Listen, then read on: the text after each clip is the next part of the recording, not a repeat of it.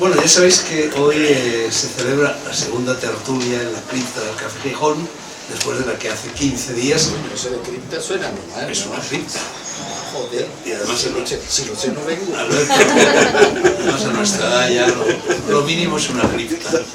Porque además Alberto Vázquez Figueroa, que es nuestro segundo invitado, después del Destapillo, y yo, somos casi coetáneos. Yo nací el 2 de octubre del 36 y tú, si no estoy equivocado, naciste el 10 de octubre o el 11. El 11. El 11 de octubre. O sea que yo soy 9 días más viejo que Alberto Vázquez Figueroa. Que ya es de... Pero aparenta mucho más, ¿no te Bueno, entonces, como no voy a volver a repetir lo que dije el otro día, no sé cuántos de vosotros repetís y cuántos sois nuevos en esta plaza. Como no voy a volver a repetir la perorata sobre las tertulias literarias, lo que significaron en Madrid, etcétera, etcétera, etcétera, aquí vamos a arrancar directamente con la tertulia. Ya sabéis que esto es una tertulia, que esto no es un programa de televisión, que esto no es un debate, que esto no es un espectáculo. Esto es sencillamente una tertulia en la que se puede hablar de cualquier cosa. Si puede ser relacionada con la obra del escritor invitado, mejor, pero es igual, porque la literatura, como dije el otro día, habla de todo, y tenemos a Alberto Vázquez Figueroa, al que seguro que lo conocéis todos, tiene más de 60 novelas escritas, además de novelista, es y ha sido periodista, además de periodista y novelista, es y ha sido cineasta, no sé en qué medida conocéis su obra. Yo, la verdad es que le voy a hacer una primera pregunta. Bueno, tanto Alberto como yo somos eso que genéticamente se llama escritores viajeros. Pero no es lo mismo ser escritor viajero que ser viajero escritor. Es decir, un escritor viajero es un individuo que viaja para escribir. Y un viajero escritor es un señor que viaja pues porque le gusta, porque es lo que le pide el cuerpo y el alma, y luego escribe sobre aquellas cosas que ha ido conociendo mientras viaja. Entonces yo te pregunto, Alberto, para empezar, ¿tú eres escritor viajero o viajero escritor? Yo creo que no soy ni una cosa ni la otra. Mucha gente dice que, bueno, que soy un aventurero, que sí tal. Yo no tengo culpa de lo que pasó. O sea, yo nací durante la Guerra Civil, tú sabes, en el año 36. Al poco de nacer mi padre estaba encarcelado porque era el ingeniero jefe de telégrafo de Tenerife, que fue donde comenzó todo el movimiento nacional. Y la primera vez que mi padre me vio, nos llevaban deportados a África. O sea que yo no tenía culpa de mi primer viaje. Por circunstancias familiares me quedé huérfano de madre. Mi padre, del disgusto de la muerte de mi madre, cogió lo que entonces era una tuberculosis galopante de esa, que tuvo 7 años en un sanatorio antituberculoso. Y a mí, como me había quedado sin nada, mi hermano mayor se fue con un tío mío a Venezuela y yo me fui con otro tío al desierto del Sahara, que él vivía en el desierto. Entonces, me crié en el desierto, pero no es porque yo lo quisiera, sino porque fueran las circunstancias así. Persiguí allí hasta más o menos los 16 años, y yo siempre digo que entré en el desierto llorando, claro. Era un niño que acababa de perder a su madre, su padre no estaba, su hermano se marchaba a Venezuela, iba con unos tíos a los que no había visto nunca, pero salí del desierto llorando, porque mi vida en el desierto fue maravillosa. Luego volví a Tenerife, porque en el desierto no podía estudiar.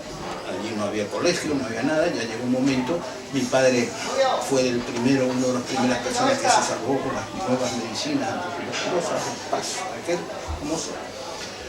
Y yo llegué a Tenerife totalmente semianalfabeto a estudiar un bachillerato en que me pusieron con chicos de mi edad, 15 o 16 años. Mi tío tenía una gran biblioteca en Cabo Cuba, donde yo pues leía de todo. Y ahí, para mí, aquellos escritores maravillosos, Stevenson, Salgari, para mí yo quería ser como ellos, siempre quería ser como ellos. Contar historias para que gente como yo, que estaba viviendo en el desierto y te tenía que dormir, leer a veces a la luz de una vela, porque a las 10 en punto se apagaba la luz de todo el pueblo. A las 10 en punto ya no había luz.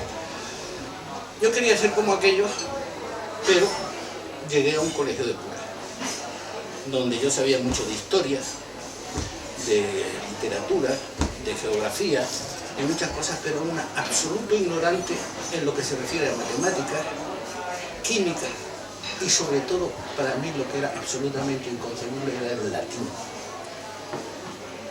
¿Cómo se podía aprender latín? Pero ocurrió una cosa muy curiosa. A los pocos meses, yo era el que mejor traducciones hacía de latín en todo el mundo. Hacía unas traducciones maravillosas. Y venía el cura y me sacaba la pizarra y me preguntaba, a ver, declina eso de Rosa Rosa, y decía, ¿cómo dice? Que decline. Hasta que llegó un día, el padre Rufino, me dice, Alberto, te hago una propuesta. Si me dices cómo te copias, no tienes que volver. Estás aprobado. Pero dime cómo te copias porque es que me tienes loco. Eres la bestia más grande del mundo en latín y tus traducciones son impecables. Y estaba él, estaba siempre así mirándome yo. Madre, yo no me copio. De verdad que no me copio. No puede ser tan, mira, promesa delante de todo. Digo, mira, padre, lo que pasa es que no me doy cuenta. Usted siempre pone de traducción la guerra de las grandes de Julio César. Yo no digo así. Me lo he aprendido de memoria. En un mes y medio me tardó. En latín y en español lo recito como el Padre Nuestro. No puede ser. La piedra roseta. Ahora como me quiera. Cuando Julius César indicum. Aquel cura se queda muy mosca. Y me dice, bueno, está bien, no vuelva. Pero en el examen de grado, entonces tenía que ser en el instituto, ya me explicará. Y pues si ponen a Julio César, y si no, joder. A los compañeros les dije, bueno, vosotros cerca. Si ponen Julio César, yo paso. Si no, no pasáis. Igual que el catedrático de un hombre alto, pero gris. Y empieza a poner en la pizarra. Se sienta, yo llego y mi examen. Así que pasa, aquí está. En toda mi vida de estudiante, en todas mis carreras, en todo lo que he hecho, solo he sacado una matrícula de honor. Te voy a interrumpir, Alberto, porque si no das una conferencia, esto es una conversación, y yo acabo de apreciar 3 curiosos paralelismos entre lo que tú has contado y mi propia vida. Primer paralelismo, has dicho que leías hasta las 10 de la noche con velas. Bueno, cuando yo estaba en la cárcel de Carabanchel, en 1956, no a las 10 de la noche, sino a las 9, apagaban las luces de las celdas. Entonces allí mi tablón de náufrago al que me aferraba era la lectura. Entonces por las tardes me compraba en el economato de la cárcel una resma, un paquetón tremendo de cerillas, y leí libros enteros con cerillas, que verdaderamente es uno de los actos más heroicos de mi vida, porque claro, cogí una cerilla, leía 3 líneas, me quemaba los dedos y otra y otra y otra. Y así recuerdo que leí una novela entera de Steinbeck que se llamaba Lucha Incierta. Primer paralelismo. Segundo paralelismo. Es curioso como una guerra como la que nosotros tuvimos entre el 36 y el 39, es un destino para quienes nacimos en aquella época, porque yo también, mi primer viaje, que fue justamente un primer viaje a África, no al Sáhara, yo fui por el Mediterráneo, fue un primer viaje a Orán, es porque mi madre se escapó del Madrid, de las Checas, etc. Cuando yo tenía 1 año, llegamos a Valencia, de Valencia llegamos a Alicante, de Alicante cogimos un avión de los servicios postales franceses y fuimos a parar a Orán, en una rama perdida de los Dragó, tenían una farmacia. Segundo paralelismo. Tercer paralelismo, Alberto. Bueno, yo hice el bachillerato de don Pedro Sainz Rodríguez, en el cual había 7 años de latín. Y luego me matriculé en la Facultad de Letras y allí había otros 3 años de latín. 2 en estudios comunes y 1 de latín vulgar. Yo como Alberto no tenía ni puñetera idea de latín. Entonces recuerdo que el primer curso de filosofía en comunes, con un profesor que se llamaba Gómez Arribas, que era el que me tocaba, pues bueno, yo estaba sentado al lado de una chica que se llamaba Ana María Torija y que sabía mucho latín. Y entonces me soplaba, me pasaba los exámenes y yo sacaba siempre muy buenas notas, hasta el extremo de que un día que había un examen oral, profesor me llamó para que yo me pusiera de pie y respondiera a las preguntas que me iba a hacer, y era muy miope, se caló así las gafas y dijo, no, salga usted de ahí, porque, no, preguntó a la chica, Ana María Torija, se caló las gafas y dijo, no, salga usted de ahí porque está sentada al lado de un señor que sabe mucho, y que se la va a soplar todo, la que sabía mucho era ella. Y también cuando llegó el examen, el momento del examen final, dijo, bueno, estos señores tienen notable sin necesidad de presentarse a examen, y entre los que teníamos notable sin necesidad de presentarse estaba yo, pueden, si quieren mejorar nota, pueden hacer el examen, y si no se conforman con el notable. Yo, por supuesto, me conformé con el notable y pasé. Yo te superé. Te devuelvo el micrófono. Sí, pero yo te superé con las cerillas. Con las velas. A veces va a resultar que somos hermanos a pesar de los 9 días de diferencia y le debemos todo a Franco. Bueno, pues así estaban las cosas. Yo terminé el bachillerato y me vine a estudiar a Madrid. Llegué a la escuela de periodismo y no, yo era un chico analfabeto en relación con los que estudiaban entonces en la escuela, que además todos eran mayores, yo tenía 19 años, y gracias a la secretaria Raquel, que precisamente el miércoles le rendimos un homenaje, está ahora ya en un asilo, aprobé el bachillerato y pasaba un hambre garramonetana. Yo llegué a España, a Madrid, con 1000 pesetas de entonces para estudiar la carrera. Estaba en una pensión que era un sótano, que además era muy bueno porque en invierno eran la portería de la casa, pasaban las calefacciones, estábamos a bien allí. Terminé la carrera. Cuando llevaba el primer año de carrera, de repente me dijeron que promovían el comandante Cousteau quería que gente que supiera nadar bien se presentaran para convertirse en profesores de submarinismo. Porque en aquel tiempo, en el año 57, él acababa de inventar, hacía poco tiempo, relativamente poco tiempo, la escafandra autónoma, se manejaban mal, nadie sabía cómo funcionaba bien aquel. Y Cousteau, que era muy inteligente, llamó de todos los países para que seleccionaran gente para ir a estudiar, para luego ser profesores de submarinismo. Yo que estaba en la más total y completa ruina, y durante el tiempo que había pasado en Tenerife, había sido del equipo de natación de Canarias y de España, era bastante buen velocista. Me presenté, hicieron un primer examen, nos llevaron a Valencia y allí nos seleccionaron, éramos creo que 15 o 20. Porque cuando dijeron que si yo sabía algo de submarinismo, yo enseguida, sí, yo. Lo único que sabía era poner un tubo, aquello en una gafa y mirar. Pero nos dieron unos primeros cursos y nos llevaron a estudiar. Recuerdo que el comandante era el hombre más recto, militar, una mala leche tenía el maldito. Pero claro, él era muy firme en sus ideas, sabía muy bien, y él decía, el que salga de aquí de profesor no puede fallar, porque en un momento determinado va a tener una serie de alumnos a su disposición pendiente, y si se le ahogan, se acabó. Recuerdo que la última prueba que nos hizo, cuando ya quedábamos 8 o 9, fue bajarnos de 1 en 1, y si que los demás lo supiéramos, a un fondo muy bonito, a unos 50 metros, de tantos metros, donde había ya muchos peces. Entonces el Mediterráneo era maravilloso, había agua limpia, había peces, había de todo. Y cuando estábamos allí tan tranquilos, de 1 en 1, ya que nos consideramos verdaderos buceadores, venía uno de sus hombres de confianza de los veteranos y sin advertirnos nos cortaba el tubo del aire. Cuando tú estás a 50 metros de profundidad y un hijo de perra viene por detrás y te corta el tubo del agua, del aire, se te ponen aquí.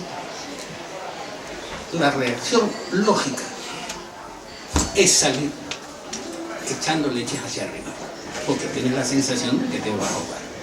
Y entonces estaba o Frédéric Dumas, que era el gran buceador, el gran conejillo de India y realmente el buceador, o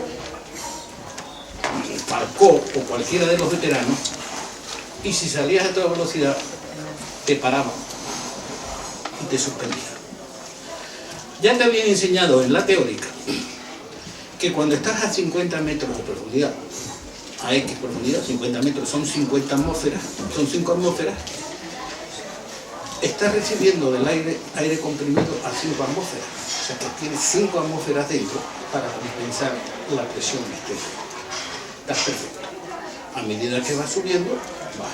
Pero si en ese momento se te ocurre salir a toda velocidad, conteniendo el aire por el miedo, en cuanto pasas de los 50 metros a los 20 o 25, fuera solo tienes 2 atmósferas y media y dentro tienes 5 atmósferas. O sea que revienta de adentro afuera. Aprobamos 3. Los demás murieron. No, los demás simplemente lo suspendieron. ¿Me acuerdan? Eran los 2 hermanos Manglano, que eran hijos del alcalde de Valencia y eran los hombres más lanzados que he visto en mi vida. Uno de ellos murió, Vicente, ¿ves? Murió porque se fue a hacer una inversión al Polo Sur. Y yo le dije, pero coño, ¿qué se te ha perdido en el Polo Sur con el frío que hace? Y como, no, se fue a hacer una inversión al Polo Sur y murió. El otro, Gonzalo, que es el hombre más maravilloso del mundo, que luego estuvo conmigo en el Cruz del Sur. De ahí, de los que seguimos ahí, nos mandaron a nosotros 3 a profesores en un buque escuela llamado el Cruz del Sur, una especie de Juan Sebastián Elcano pequeñito, donde estuvimos 2 años creando todas las escuelas de buceo de las fuerzas especiales, de la Armada, de la Marina, la Escuela de la Armada de Cartagena. Estuvimos ahí esos 2 años. Y recuerdo que al cabo de... claro, no podíamos hacerlo más que desde abril a septiembre prácticamente, porque entonces no había trajes de neopreno bueno, pasábamos un frío tremendo, y yo continuaba con mis estudios.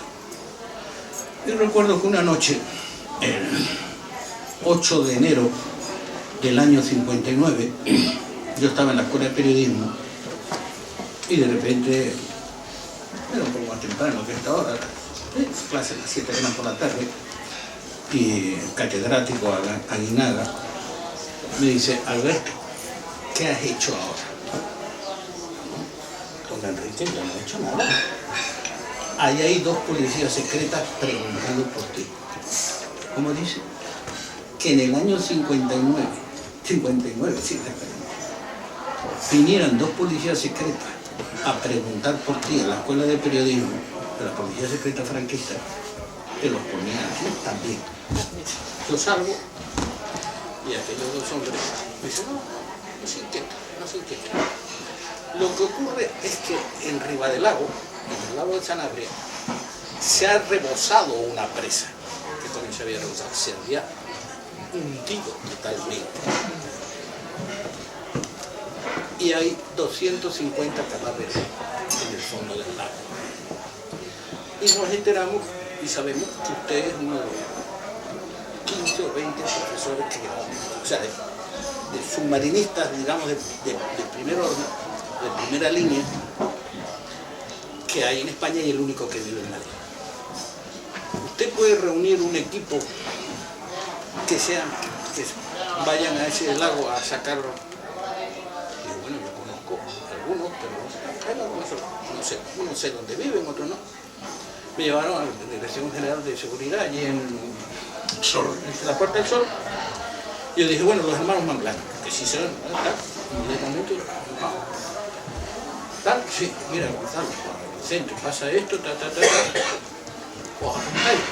Y los dos inmediatamente se apuntaron. Luego yo decía, hay uno muy bueno, que es el amigo mío, que se llama Saludes, que lo único que sé es que tiene una fábrica de señales de tráfico, no sé qué, en Sagunto. Me llamaban inmediatamente, localizaban inmediatamente. Otro que era dentista en Tarragona. Me pusieron a todos y reunimos 12, bueno, 12, 13. Vinieron a Madrid, trajeron todos los equipos, y una noche que más llovía, nos montaron en unas furgonetas aquellas blancas que llevaban, que tenía la policía. De camino arriba del lago. Lloviendo, llegamos arriba del lago. Y aquello era realmente aterrador.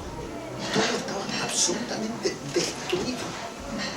Lo único que quedaba en pie era una parte de la iglesia, un poquito así, donde había estado el Belén, que todavía no lo habían tenido, y todo había desaparecido, menos el Rey Negro que estaba de pie. Me llamó mucho la atención. Total, que bueno, aquel agua estaba toda revuelta y nos dijeron que allí abajo estaba. El agua estaba húmeda. Entonces no había los trajes aquellos como ahora, trajes de inmersión, eran unos trajes malísimos. Y yo tenía que meterme en el porque para luego era digamos, el jefe. Me metí. Recuerdo que lo primero que hice, cuando me entró el agua, el agua entraba, lo primero que tenías que hacer era hacerte pipí. Para que se calentara por dentro, que te calentaran. No era muy profundo, gracias a Dios, la profundidad allí es poca, 30 metros, pero la visibilidad era absoluta. Además no podías meter una linterna porque lo que había era fango. Metías la linterna y no te devolvías. Era nada más que a base de tantear. Entonces me iba tanteando y los cadáveres estaban todos mezclados con cables, con coches, con cosas que no veías nada. Y de pronto encontrabas un brazo, una cabeza, lo que fuera, tirabas y te quedabas con ellos en la mano.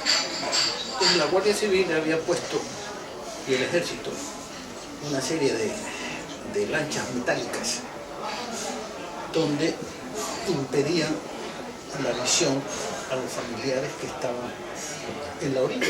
Porque claro, daba muy mala impresión sacarle un brazo, una cabeza, una cosa así. Y además tenían en las lanchas unos calderos de agua caliente, agua allí por fuego, porque cuando salíamos nos tenían que coger por la cintura y meter las manos en el agua para que empezáramos a calentar, porque no podían tocar, no podíamos estar nunca más de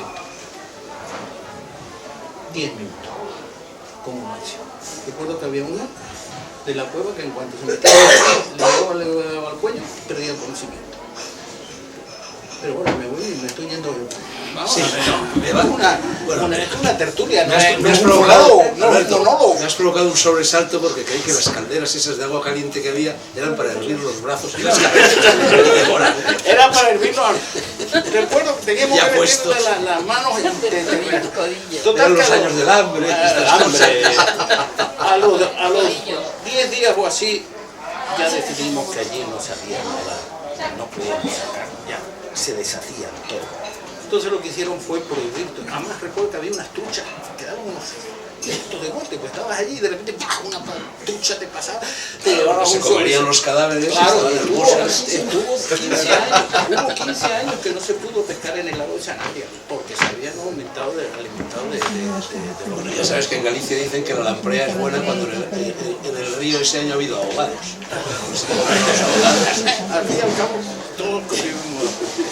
Bueno, pues bueno, por ahí siguió mi vida, pero Bueno, vamos a ver. una tertulia y si alguien...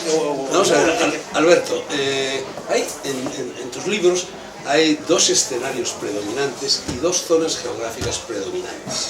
Las zonas geográficas son África, naturalmente, ya nos has explicado en definitiva por qué, Tuareg, el Sáhara, todo esto, y América. En cambio falta Asia. Has estado en Asia, así como en cambio es mi escenario favorito. No, pues ahí nos hemos diferenciado. Mira, yo he pasado en total mi vida 21 años en África. Luego volví allí como cazador profesional, como regulador de caza, y he vivido muchos años. Y en Sudamérica he vivido muchos años. Porque fui corresponsal ahí de La Vanguardia, pues porque y además me casé en Venezuela, tengo 2 hijos venezolanos, tengo, no, 3. No, 3, sí.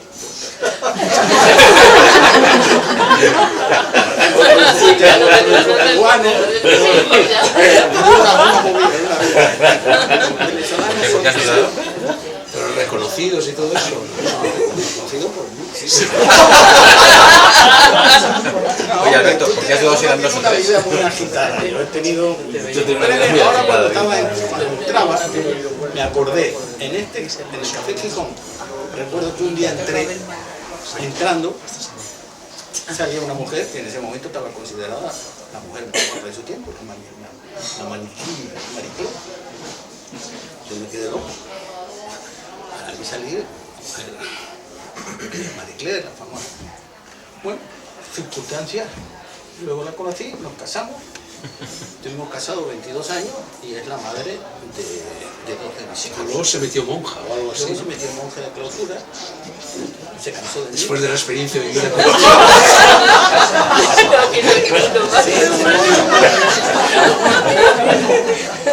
ahora mismo acabo de hablar con ella, me llevo muy bien, estuve muchos años de monja, luego ya se tuvo que salir por cuestiones de salud y porque no a la madre, pero a su madre, pero me llevo muy bien, es la madre de 2 de mis hijos y fue aquí en el especialmente pero esa, como decían en la película aquella, esa es otra historia. Bueno, además de los 2 escenarios geográficos, de las 2 zonas geográficas, yo había mencionado 2 escenarios naturales, que son también tus favoritos. Uno, además tienen bastantes más cosas en común de lo que la gente que no ha estado en ellos se cree. Uno es el desierto y otro es la selva. La verdad es que tanto el desierto como la selva son escenarios aparentemente muy tediosos. Y sin embargo, tanto la selva como el desierto están llenos de cosas, llenos de gente, llenos de experiencias, ¿no? Pero en cambio el uno es la experiencia del vacío, un vacío que está lleno de cosas, y lo otro, la selva, es la experiencia de lo lleno, porque está todo lleno, tú ves solo una muralla de verdor y luego ya, a medida que te adentras y tal, vas descubriendo los micromundos y micromundos y micromundos que hay allí. Así que, Alberto, Asia está llena de desiertos y de selvas. Pero yo no me llevo bien, no lo sé. ¿Pero cómo lo sabes? He pasado 2 o 3 veces y he estado... Pero no, mira, hay cosas que uno tiene que... ¿Qué es con lo que tú tienes algo en común? Es como si me dijera, oye, los músicos son una gente estupenda, maravillosa, fenomenal, pero yo con los músicos no me entiendo, ni con los escritores. Con los que nunca con escritores, son una gente normalmente muy aburrida, muy fastidiosa. Yo me llevo muy bien con la gente del cine. He estado mucho tiempo dedicado al cine y realmente lo que me gusta, una de las cosas que me gusta, es me llevo muy bien. Hay gente con la que tú no te llevas. ¿Por qué? Porque no lo sé por qué. Es una cuestión, no es racismo ni nada. No me entiendo, no tienes el feeling. O sea, con las personas tienes feeling o no tienes feeling. Yo me llevo muy bien con los polinesios. Con los polinesios yo he vivido felizmente años. Y los adoro y he navegado con ellos y he aprendido infinidad de ellos. Pero no sé, con los asiáticos nunca he tenido, por cultura, por lo que sea, si tú te has criado en el desierto con los africanos, con los moros, con los tuareg, con esto, es otra... Ya, si a mí los polinesios me parecen un coñazo. Los polinesios sí, pero ¿y las polinesias? Uno de ellos, yo me fui a la Polinesia con 2 amigos y estuvimos allí. Cuando diste o intentaste dar, que no sé si lo diste, la vuelta al mundo en el velero. Sí, perdimos el velero en la Polinesia precisamente. Era un barco pequeño, 14 metros, y fíjate que es curioso. La mayor tormenta que he cogido en mi vida, la cogí saliendo de Ceilán, íbamos hacia Java, y en el sitio donde hubo el tsunami hace unos años aquel, un tsunami famoso, ahí cogimos una tormenta que nos tuvo 20 y tantos días sin saber ni dónde estaba. Luego llegamos a la Polinesia y allí perdimos el barco, pero por estúpidos. Fue un error nuestro. Nos quedamos sin el barco, pero me quedé una temporada y uno de mis amigos se casó con una polinesia. Las polinesias son unas mujeres increíbles, desde los 14 o 15 años, a pesar de que son bellísimas, sexuales, divertidas, te las hacen pasar canutas porque ellas tienen una costumbre, ellas se acuestan, hasta que se casan, se acuestan con quien les da la gana. Y además, Aquí también. pero tú lo estás viendo y estás ahora contigo y tú estás loco por ella y a los 10 minutos no estás, bueno, me voy porque me voy a acostar con fulanito, y dices, pero coño. Y uno de mis compañeros se casó allí, una de las chicas más bellas que yo he visto en mi vida, y vivió allí mucho tiempo. Lo que pasa es que tiene un problema, como casi todos los polinesios. No sé si es por raza, no sé si es por alimentación. Las polinesias cuando cumplen 20 y tantos años empiezan a vivir problemas. Y ellos. Ellos también. Es una cuestión genética. Y ya no es tan divertido. Bueno, pues como yo no estoy dispuesto a que Alberto Vázquez Figueroa me achante, también voy a contar otro paralelismo, mi experiencia de naufragio.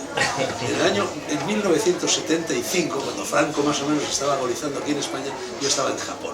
Y conocí a unos chicos que habían comprado en Hong Kong una prensa sencillísima, que había costado $100, y con esa prensa hacían un grabado que era el Matterhorn, el Madre Cuerno. Eran horrendos aquellos grabados, pero se iban por todos los festivales de Japón, se colocaban a las puertas de los templos, los firmaban como si fueran obras de autor y ganaron tal barbaridad de dinero. Yo me incorporé ya a pitón pasado cuando había ganado casi todo el dinero, así que no me chupé el sol, la lluvia, etcétera, de las largas esperas delante de los templos. Pero en fin, me incorporé a la expedición. Entonces con aquel dinero compramos un barco, porque nuestro sueño precisamente era vivir en la Polinesia, de aquí para allá, llevando turistas, sacando refugiados de Vietnam, cosas así. Nos llegaron a ofrecer $2.000 por cada refugiado de Vietnam, porque era cuando estaba terminando la guerra de Vietnam. Pues te daban $2.000 por cada refugiado de Vietnam que llevabas a Filipinas. En el barco que compramos nosotros, que habían 30, con lo cual calculábamos $60.000, luego cuando estábamos en alta mar tirábamos por la borda a los refugiados vietnamitas, volvíamos y recogíamos otro cargamento. Grandes personas. Esto es broma, naturalmente. Bueno, el caso es que el barco era precioso, era un barco que, en fin, cabían 11 personas, tenía una cama de matrimonio de caoba, era fantástico, pero había un pequeño problema, y es que ninguno de los 4 que estábamos implicados en aquella aventura sabíamos navegar. Y Mala cosa. el barco nos lo habían construido en Corea, con un casco de fibra de acero, de fibra de vidrio, en fin, la última parada. Pero teníamos que traer el barco desde Corea hasta Japón, que es un brazo de mar prácticamente, no es un estrecho, ¿no? De mar bastante agitado, pero en fin. Y como no sabíamos navegar, pues ya una vez que el barco estuviera fondeado en un puertecillo japonés, nuestra idea era venirnos a España, contratar a un individuo tipo Alberto Vázquez Figueroa, llevárnoslo allí y estar unos meses, en fin, haciendo navegación de cabotaje con él para aprender a manejar el barco. Pero antes teníamos que traer el barco desde Corea hasta Japón. Allá que nos fuimos, y entonces contratamos a un piloto que supuestamente sabía navegar. Bueno, agarramos el barco, se desencadenó una tormenta de 1000 demonios. El coreano, el piloto, era católico, que ya hay que es difícil encontrar un coreano que sea católico. Bueno, pues este era católico, abandonó los mandos, se puso a rezar implorando a la Virgen María, y nosotros nos pasamos como 8 o 10 días achicando agua, y conseguimos, o sea, si esto es Corea y esto es Japón, nosotros salíamos de aquí y teníamos que cruzar hasta aquí. Bueno, al final, después de 8 días horrendos, pescamos Japón, pero bueno, aquí, en la esquinita, un poco más y nos vamos por el Pacífico, donde hubiéramos terminado en brazos de una Polinesia. Nosotros, lo bueno que tenía nuestro barco, pues nosotros cuando quisimos irnos, yo había terminado la escuela de periodismo y 2 chicos que habían sido alumnos míos decidimos irnos. No teníamos poco dinero y nos enteramos de que en Puerto de Andratx, en Mallorca, había un barco abandonado que pertenecía a una señora inglesa que se había caído por las escaleras, se había matado y no sé qué, y un barco de su medida, el barco estaba hundido. Me acuerdo que lo habían dejado a manos de un tal Patrón Perdigó, me acuerdo de la letra de la vida. Nosotros llegamos a Andratx y dijimos que si nos vendía el barco. Me acuerdo, un 14 metros, aparejado en Marconi, estaba allí hundido en el puerto, imagínate, el puerto de Norache en el año 59, pues no era en verano, el 59 no era nada. Vimos aquel barco y el tipo dijo, bueno, denme lo que quieran, se lo mandaré a los ingleses, y lo compramos por 90.000 pesetas de aquella época, que era todo nuestro ahorro. Y cuando sacamos el barco a flote, descubrimos que la quilla era de puro plomo. Era un barco construido en los años 20 y tantos, cuando los barcos todavía se hacían con quilla de plomo. El barco era quilla de puro plomo.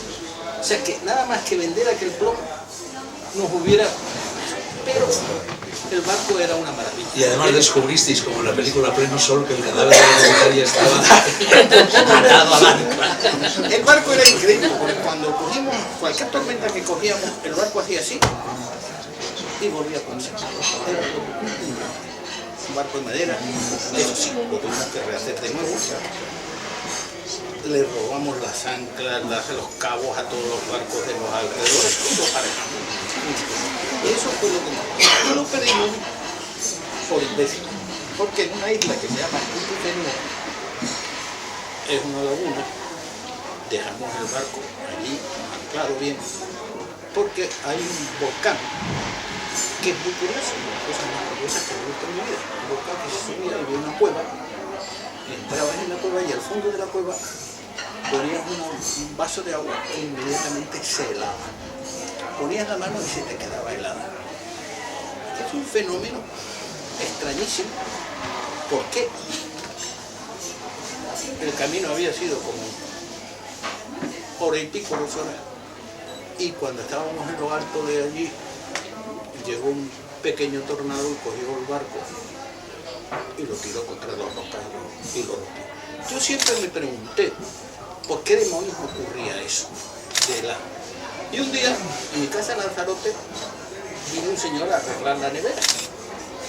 Y yo noté que estaba por ahí y de repente noté olor a...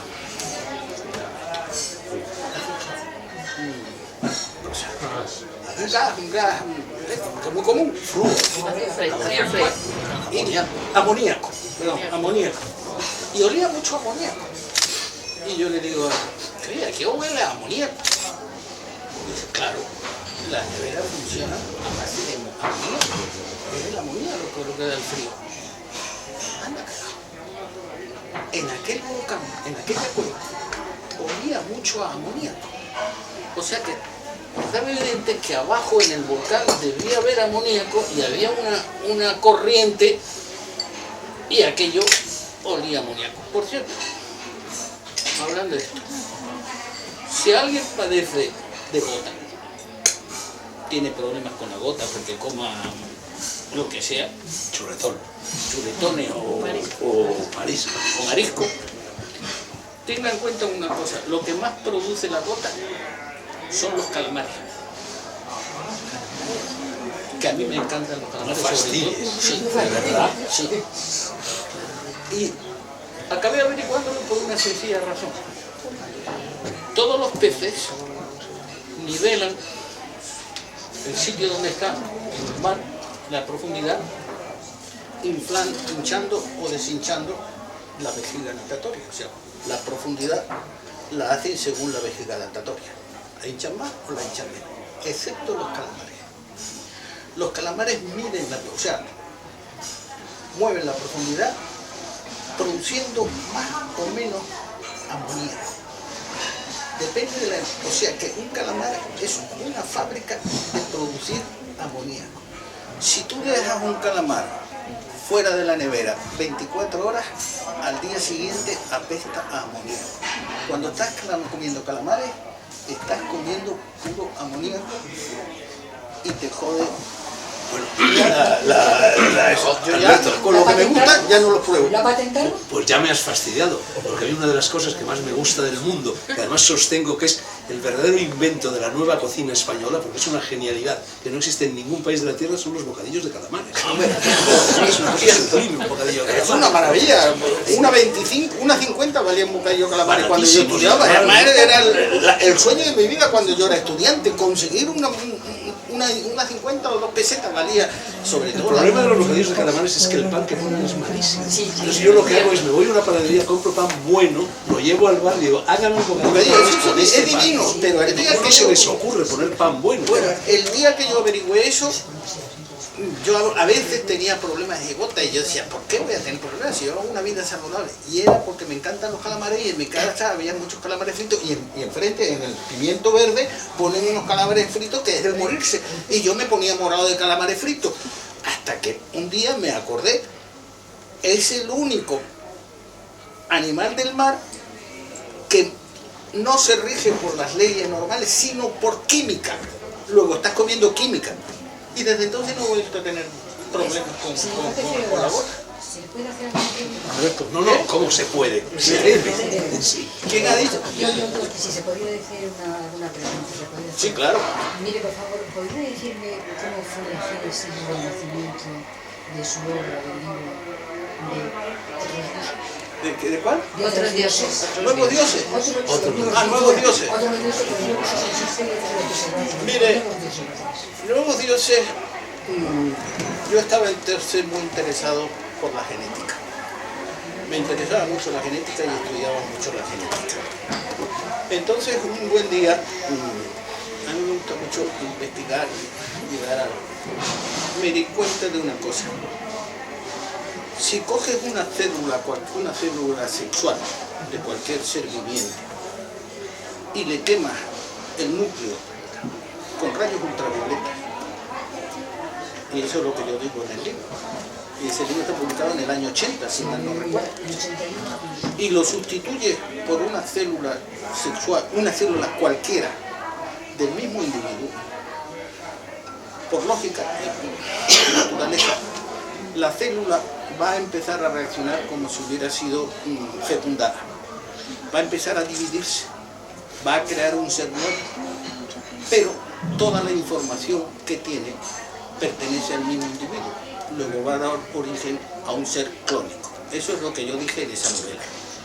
A los 2 años me escribieron de la Biblioteca del Congreso de Estados Unidos pidiéndome permiso para traducir el libro al inglés y al braille, no sé por qué, pero para uso de la Biblioteca del Congreso, porque allí van muchos científicos de todo el mundo a investigar, y ellos opinaban que la teoría que yo daba sobre la clonación sería realidad antes de 20 años. Todavía conservo la carta. 18 años más tarde, la oveja Dolly se clonó por el sistema que yo dije, y la clonación es toda por ese sistema que está escrito, no es que yo diga que está publicado en el año 80. No era nada más que una conclusión lógica de las cosas que has visto o que has estudiado. Hace un par de años, me invitaron a dar un curso en la Universidad de La Rábida, ahí en Huelva. Y yo llegué pensando que iba a hablar de mujeres, de libros, de viajes, de aventuras, de lo que sea. Pero cuando llego me encuentro que allí no eran chicos jóvenes, sino ya señores, más o menos. Y mi asombro es cuando me dicen que son profesores y catedráticos de matemáticas. Digo, ¿mande? ¿Qué profesores de matemáticas? Digo, hombre, perdónenme una cosa, aquí hay un error muy grande. Aquí alguien se ha confundido totalmente. Yo soy un señor que para multiplicar 8 por 7 me lo tengo que pensar. Y si ya me dicen que 14 por 19 o 14, ya olvídense de mí. O sea que no, realmente aquí yo no puedo. Entonces me dice, no, mire, precisamente le hemos llamado y pedido que venga usted a darme un curso. Porque las matemáticas es la lógica por excelencia. Se considera que la matemática es la lógica. Y nosotros llevamos muchos años viendo las cosas que usted ha escrito y los inventos que usted ha hecho. Y nos hemos dado cuenta de una cosa, usted nunca inventa nada. Usted lo que aplica es la lógica a las cosas y llega a unas conclusiones por pura lógica. Y queremos saber cómo se llega a la lógica partiendo de la nada a esas cosas. Y fue muy divertido, fue un curso muy interesante. Porque dije, mire, ¿cuál es mi manera de razonar? Si yo tengo que ir de un... Yo siempre me pregunto, ¿qué es lo que hace la gente para hacer una cosa? Pues sigue este camino.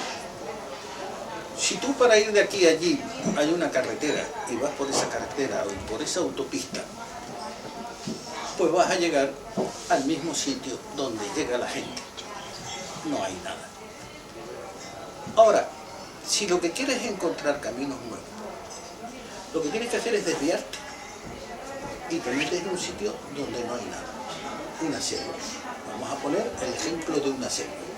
Si tú vas por la autopista, por la carretera transamazónica, pues ya sabes a dónde vas a llegar, dónde está todo. Ahora, si te metes por la selva, allí no hay nada. Allí tienes que empezar a aplicar la lógica y decir, por ejemplo, bueno, estoy oyendo un ruido de agua. Estoy oyendo, hay una, quiere decir que por aquí hay una catarata, y esta catarata pues hay un río, y aquí hay un río, me puede llevar a tal sitio. Y estoy viendo que aquí las iguanas todas están de este lado, ¿qué hora es? Esta hora, más o menos, la mañana las iguanas están a la hora, luego el sol está aquí, luego esto. Y empiezas a aplicar la lógica. Y entonces, si llegas a algún sitio, llegas donde no ha llegado nadie. Lo claro está que el 99% de las veces no llegas a puñetero sitio alguno. Pero esa es mi profesión. A mí me pagan por crear unos personajes, ponerlos en unas dificultades tremendas. Es una cosa que el lector dice, pero coño, ¿y ahora estos cómo salen de aquí? Y mi mujer muchas veces, cuando estoy terminando la programa, dice, ¿y ahora qué pasa? Ah, pues no lo sé. ¿Cómo que no pasa? Están en medio del desierto, en medio de la selva, están con esto, están con peligro. ¿Cómo demonios van a salir de aquí? Pues ahí está, que yo tengo que aplicar lógica y sobre todo mi conocimiento del terreno. Por eso yo nunca me voy a lugares que... Alberto, ¿conoces el dato curioso? Hablabas de la oveja Dolly. No sé si conoces el dato curioso, que la oveja Dolly murió como 6 años o 7 años antes de lo que viene a morir una oveja en su vida normal, ¿no?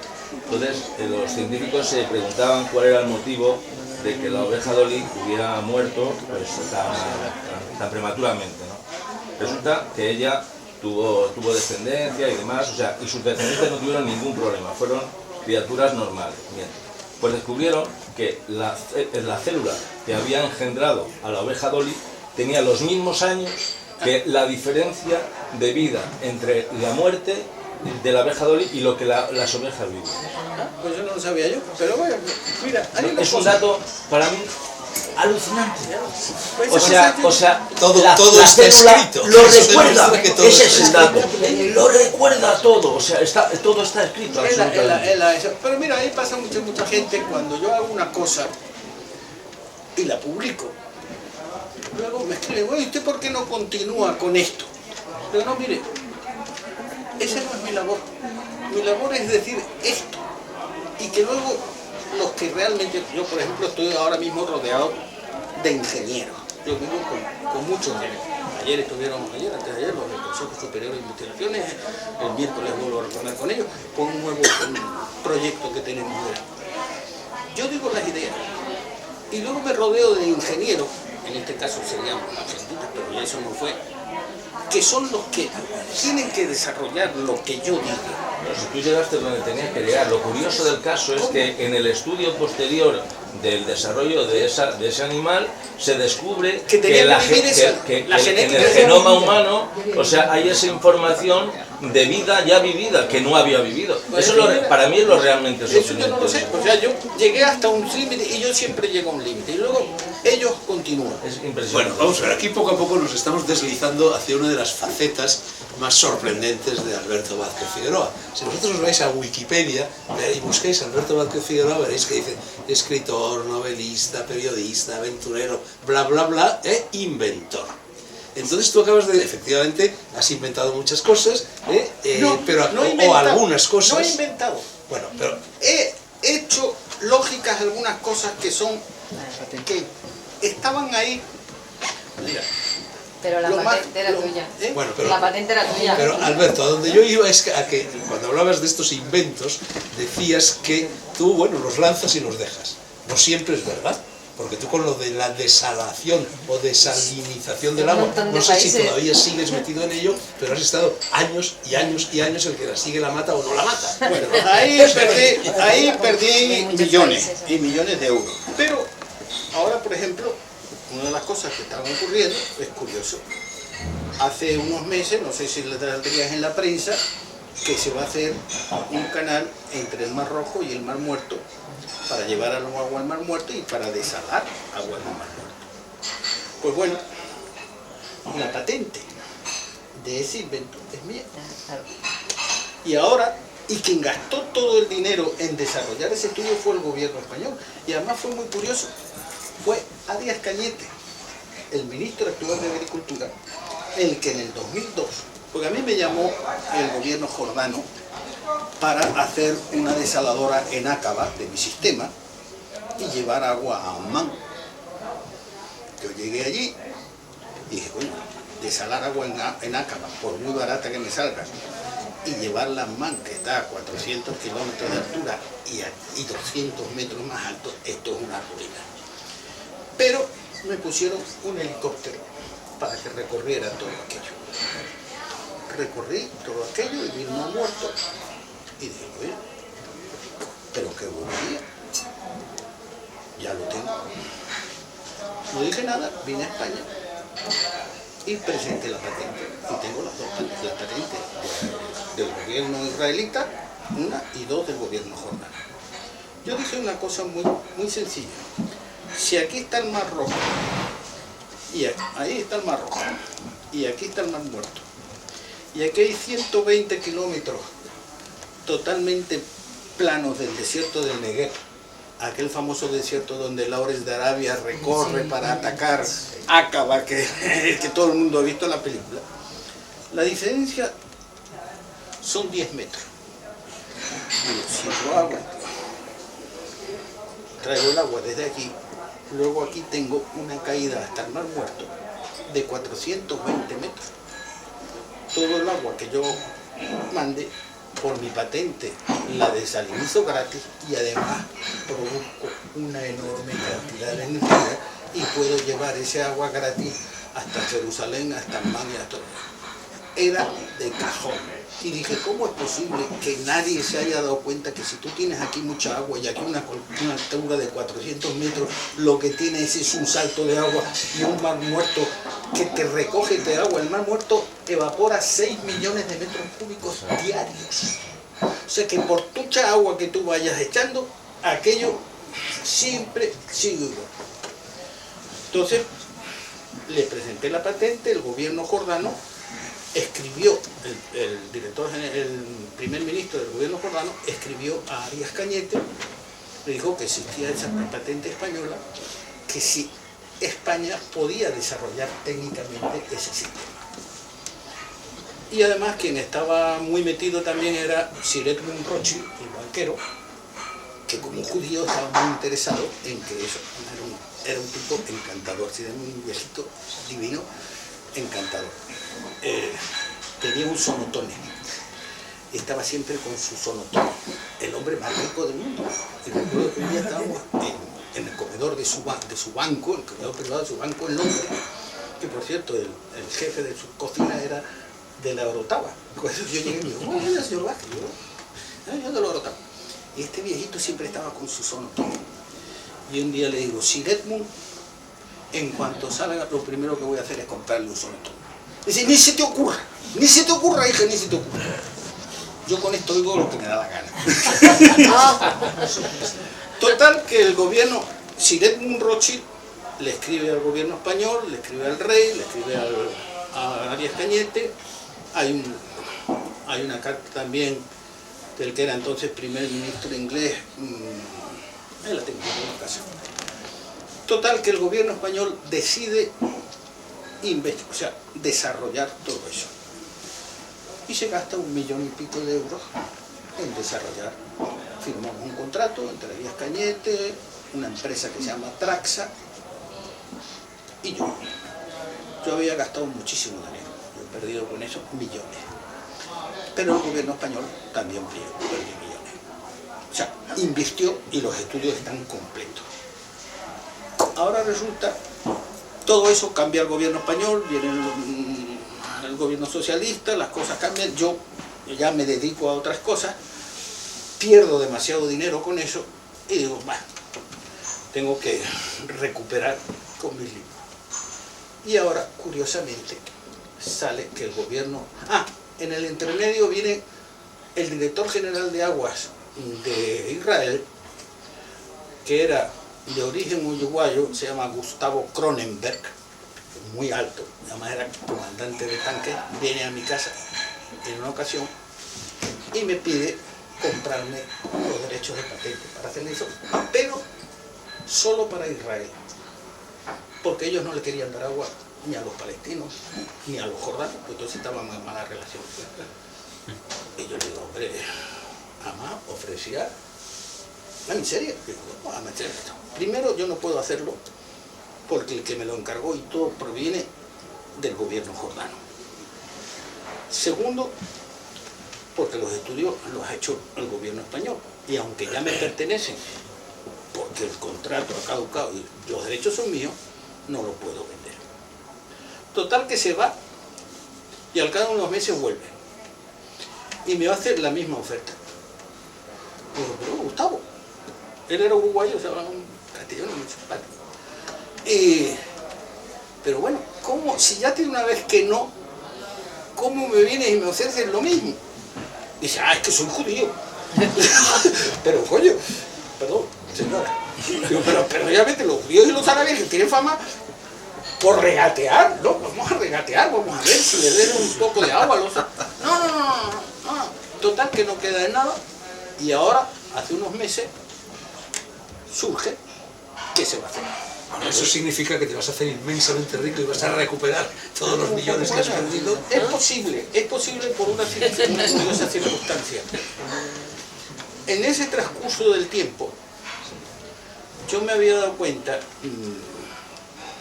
el presupuesto que hizo el gobierno español, que hizo Traxa, para producir 2 millones de metros cúbicos de agua dulce diaria y una cantidad de energía enorme, o sea, agua suficiente para abastecer a la mitad de la población de Jordania, Palestina y Israel, para abastecer a 7 millones de personas.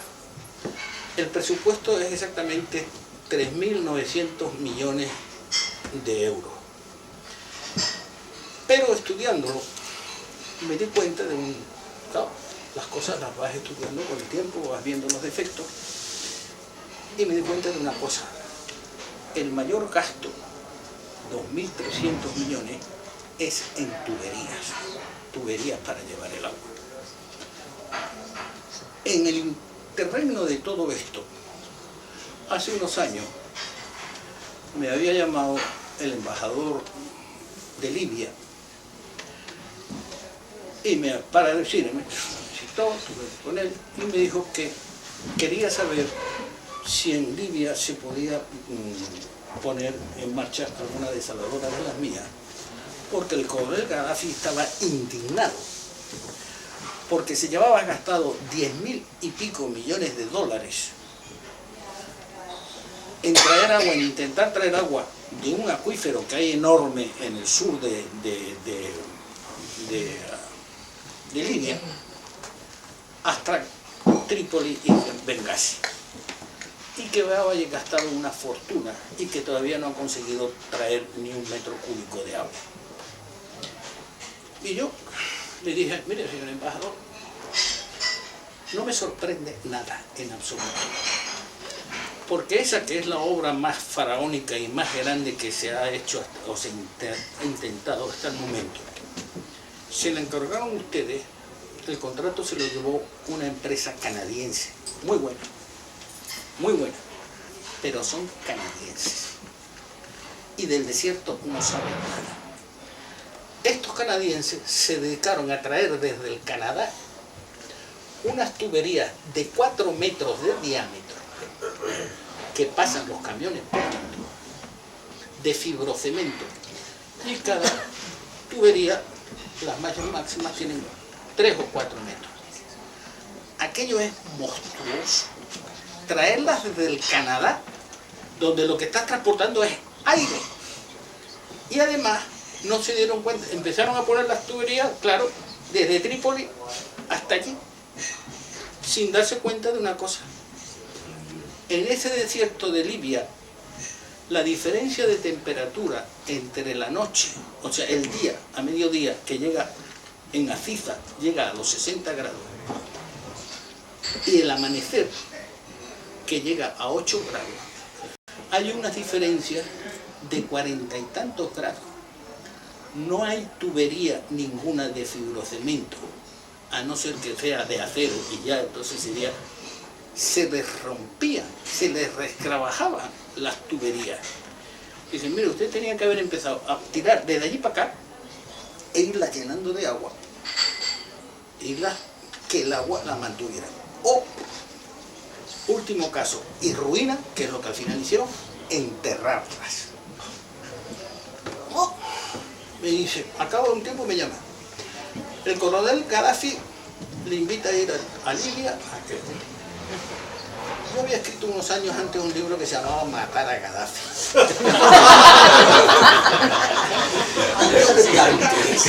Carta de presentación. A mí, Gaddafi no me ha hecho nada. Pero una cosa es que yo diga matar a Gaddafi, como decir, oso, hijo de puta, ¿qué tal? Y otra cosa es meterme en Trípoli y ponerme en contra de unos señores canadienses que están aquí haciendo un negocio y que van a decir, pero este gilipollas no es que escribió un libro que se llama Matar a Gaddafi. Al día siguiente me ponía mirando a la Meca y que no, mire, muchas gracias. Pero eso me enseñó una cosa. Cuando tú tienes que enterrar una tubería de 4 metros de diámetro, tienes que hacer un cuadrado que tenga casi 5 y pico de lado, por 5 y pico de lado, por 5 y pico de lado. O sea, tienes que desplazar una cantidad de terreno enorme. Y entonces, lógicamente, empiezan a hacer números. Las tuberías están muy bien para llevar el agua a tu casa, para llevar el gas, para llevar tal, pero no siempre, y eso es lo que hay que decir, no siempre lo que hace siempre es lo mejor. Hay que pensar qué es lo mejor en este caso concreto. Estás por pleno desierto, tienes que llevar un agua, tienes que hacer unas cosas, hay un sitio de un calor inmenso, hay un momento de evaporación, entonces diseñé otro sistema. Diseño otro sistema y se lo planteo al Consejo Superior de Investigaciones Científicas, que por cierto ahora están pobrecitos, sin un duro, están queriendo trabajar conmigo, estamos trabajando todos los días, y a los pocos días, hace aproximadamente 10 o 15 días, me mandan un informe. Dice, Alberto, ¿no te das cuenta? Este informe, según la nueva idea que teniendo en cuenta el lugar, el calor, la irradiación y la evaporación, por esta nueva idea que has tenido, aparte del agua que se desale y de todas esas cosas, nosotros, por este sistema, estamos en condiciones de producir 250 gigavatios hora anuales de electricidad. Por esta gilipollez que has dicho. Entonces le llamo y digo, hombre, está mal firmado. Digo, pero hazme un favor, 250 gigavatios hora anuales es la décima parte de lo que produce la central de Garoña. La central nuclear de Garoña, pero estáis locos. Y dice, no, no estamos locos. Es que eso es así y lo firmamos. Y ahora el miércoles como otra vez con ellos para ver que aplicando unas cosas que no tienen nada que ver, llegas a un camino que es completamente distinto. ¿Por qué? Porque como he dicho antes, allí es el lugar de más calor y más irradiación del mundo. Un desierto que está a 38 grados normalmente desde las 9 de la mañana hasta las 8 de la noche. Conseguimos ahora captar ese calor y esa radiación y transformarlo en energía. Pero, en realidad no es mérito mío. En realidad es que a veces vas buscando un camino y te encuentras con algo absolutamente sorprendente. Yo siempre pongo el ejemplo del comandante Cousteau. El ser humano no había entrado en el mundo submarino más que con un buzo, con una cacerola así de grande y unos pies de plomoya a 20 metros. El comandante Cousteau y el comandante Taller, que era un cielo de hombre, ese sí que era encantador y divino, un día descubrieron una cosa tan estúpidamente simple que se podía haber ocurrido a un niño que no tuviera nada que hacer. El problema estaba en la presión.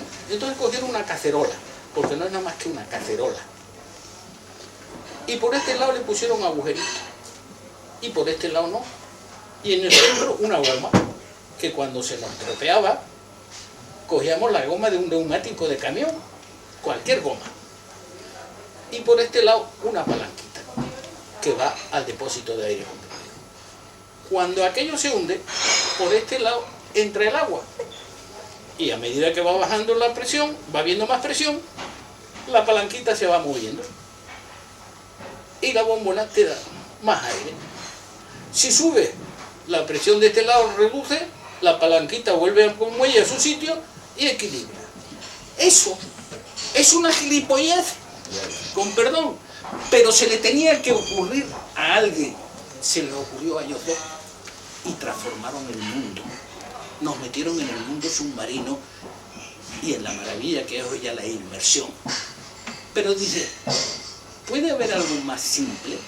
Y él siempre nos decía, cuando tengáis un problema, buscar siempre la solución más simple, porque lo que hace todo el mundo es buscar la más complicada, y la más complicada suele ser una mierda. Alberto, en cuanto a lo de la desalinización, valoro muchísimo tu constancia. Yo recuerdo una entrevista que tuviste con Fernando Sánchez Dragón en el año 2003, ya nos hablabas de esto. ¿Qué ha pasado desde el 2003 hasta el 2014 para que todavía andemos con algo que es absolutamente necesario, que abarata tanto los costos y que debería de ser de un impacto tremendo en el mundo, para que todavía no se haya aplicado? El gobierno español gastó mucho dinero, mucho. Entre lo del Mar Rojo y lo de las desaladoras, calculo que deben haber gastado unos 3 o 4 millones de euros. Y yo, mucho también. El 26 de junio del 2006 estaba lista para empezarse la primera gran desaladora mía en Almería. Una desaladora que produce el agua totalmente gratis y además no produce salmuera, que es el problema de las desaladoras. Aquello se había gastado mucho dinero e ingenieros de muy buenos habían hecho eso. Ese día, la señora ministra Cristina Narbona, el mismo día que empezaban las obras, la ministra Narbona, presionada por las empresas de agua, que son todas francesas, porque lo que nadie sabe es que las empresas de agua, la distribución de agua en España y la distribución, excepto Madrid, que ahora lo va a comprar también Akbar, es sucursal de las empresas francesas. Toda el agua en España y en la mayor parte del mundo está manejada por 4 grandes empresas francesas. Tanto es así que una de las veces que íbamos a empezar una de las plantas desaladoras, el director general de una de estas empresas no era Suez, son Suez, Vivendi, General de So y Agnur. Este me llama y me invita a comer. Se llamaba, lo diré ahora. Me invita a comer y me dice, mira Alberto, antes que nada te voy a decir una cosa. Nosotros nunca vamos a permitir que se haga una desaladora de las tuyas. Ah, sí, sí, me lo dijo con toda normalidad. Digo, y eso era la desaladora de Las Palmas en aquel tiempo. No lo vamos a permitir. Digo, ¿y eso por qué? Además, recuerdo que estuvimos en el ayuntamiento y nos fuimos a comer al Hotel Santa Isabel.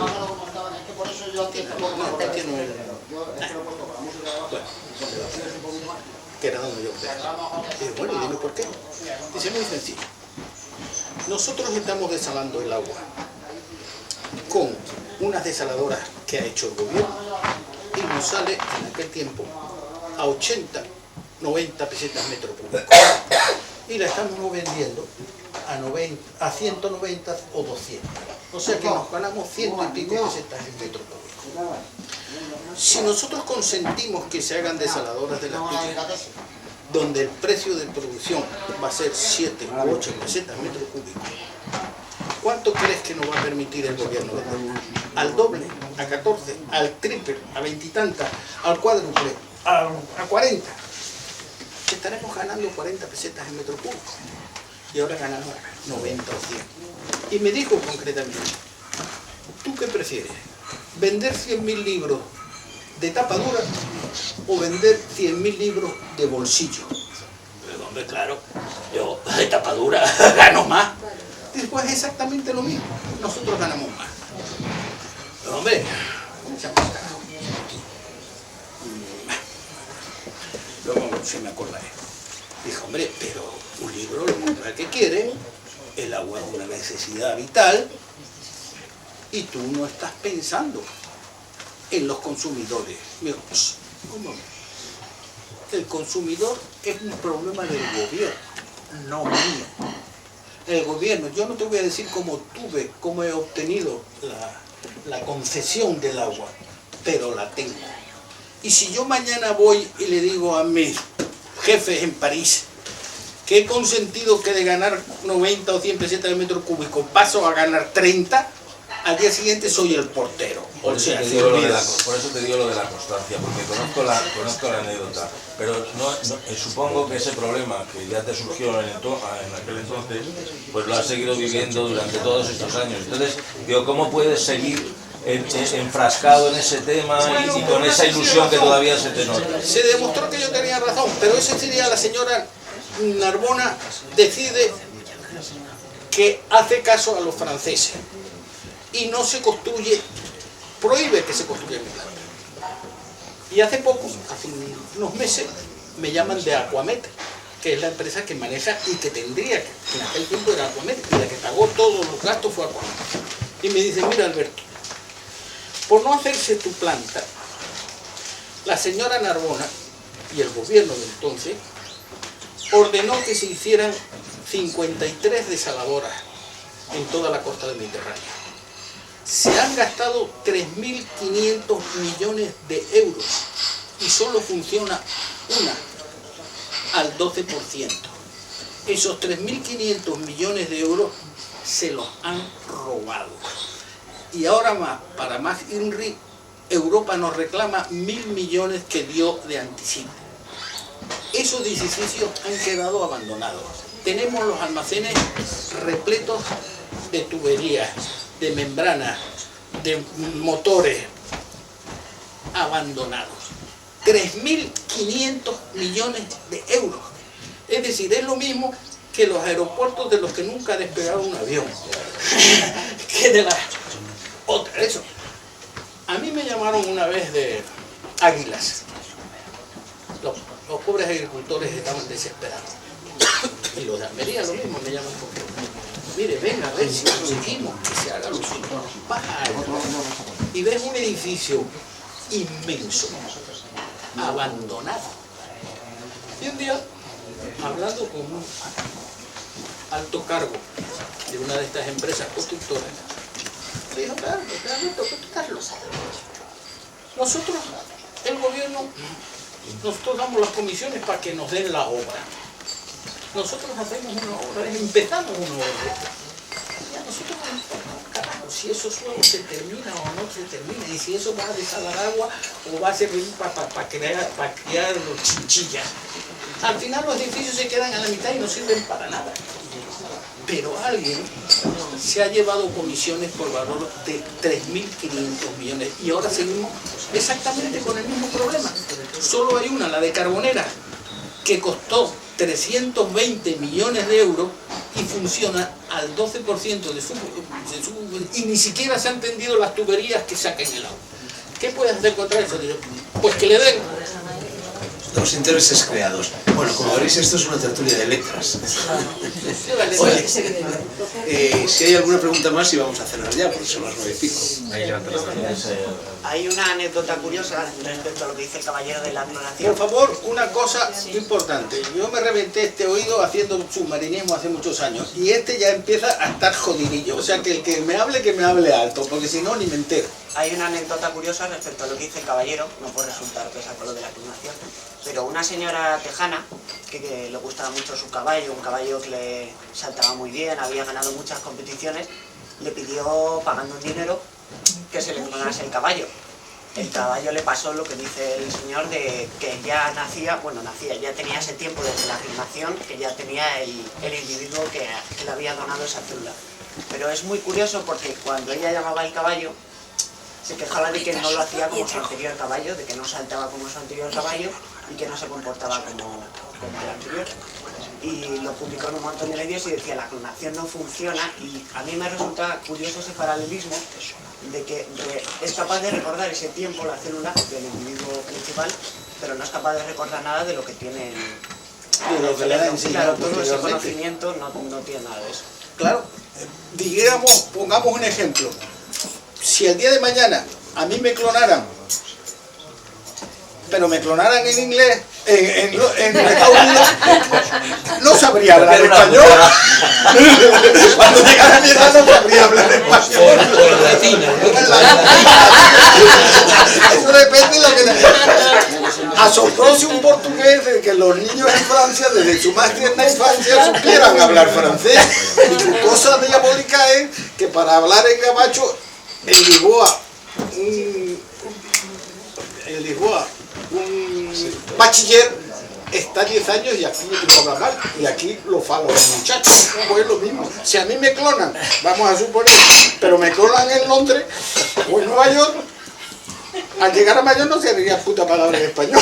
Y yo, coño, ¿y este tipo qué pasa? Que no es el mismo, no señora, que ha aprendido completamente diferente. Aún así hay gente que, siendo de trasplante, que le hayan trasplantado un órgano de otra persona, aún dice que tiene esos recuerdos o cosas de otra persona. Sí, eso es muy curioso, pero Eso debería resultar ese a mí paralelismo. esas cosas me parecen magia, de verdad que todas esas cosas me parecen, y ahí ya no entiendo, es decir, yo siempre me limito a lo que sé, porque recuerdo una vez cuando un día me invitan a inaugurar, no sé si lo he contado, el curso en la universidad de, ahí en la de Santander, pero no la de Santander, la de Comillas, que es una universidad así muy chichi, muy...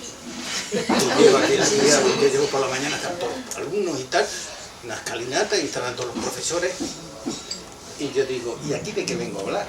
Y ese señor se me queda, me aparta, y dice, oye, que yo soy el rector, ¿cómo es que tú no sabes de qué vienes a hablar? Digo, pues la verdad, ni puta idea, porque seguramente ustedes no me han contratado para que yo hable de música, porque soy sordo de este oído y desde luego no distingo a Mozart de los Beatles, ni para que hable de pintura, porque soy un analfabeto en pintura, no entiendo nada, ni de religión, ni de miles de cosas que no entiendo. Ustedes me han contratado para que hable de viajes, de guerra.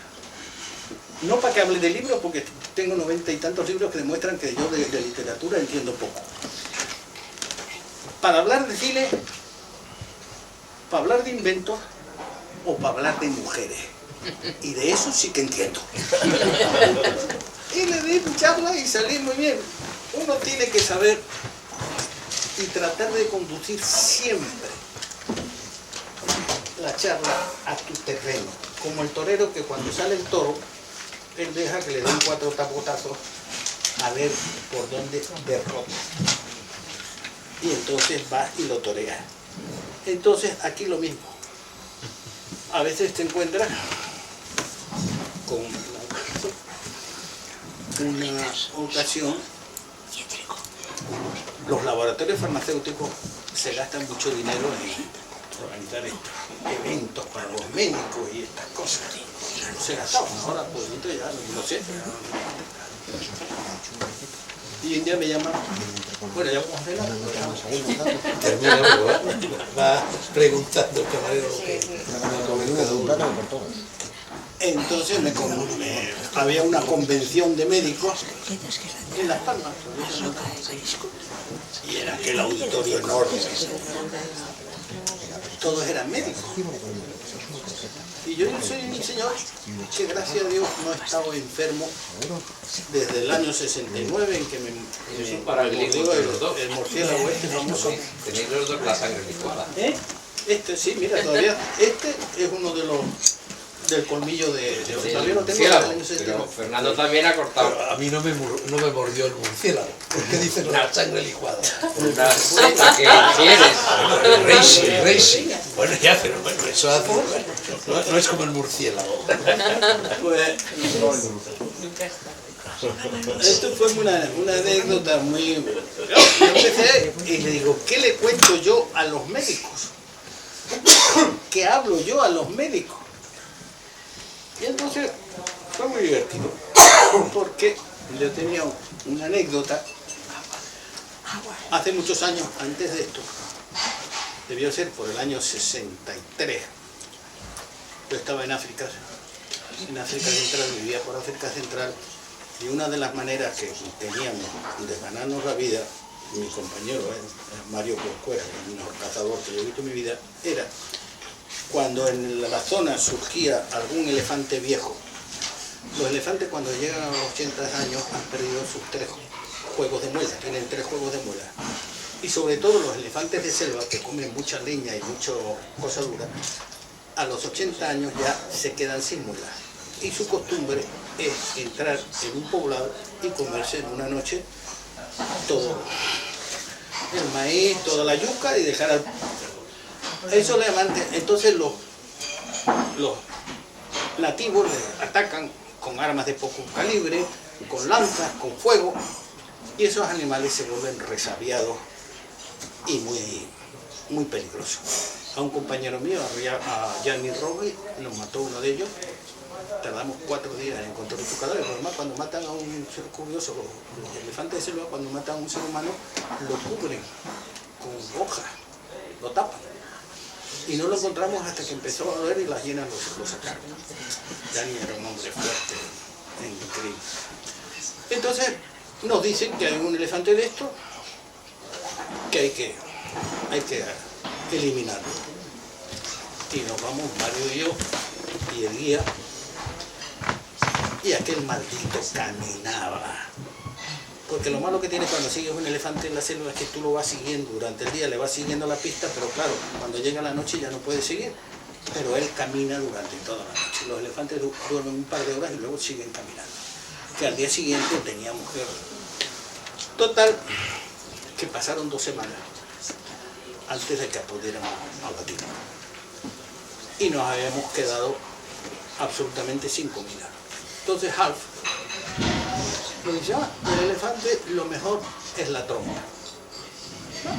La trompa, ¿qué mueve? La trompa. Cortamos un pedazo de trompa, lo guisamos allí, aquello eran unos callos asquerosos, malísimos.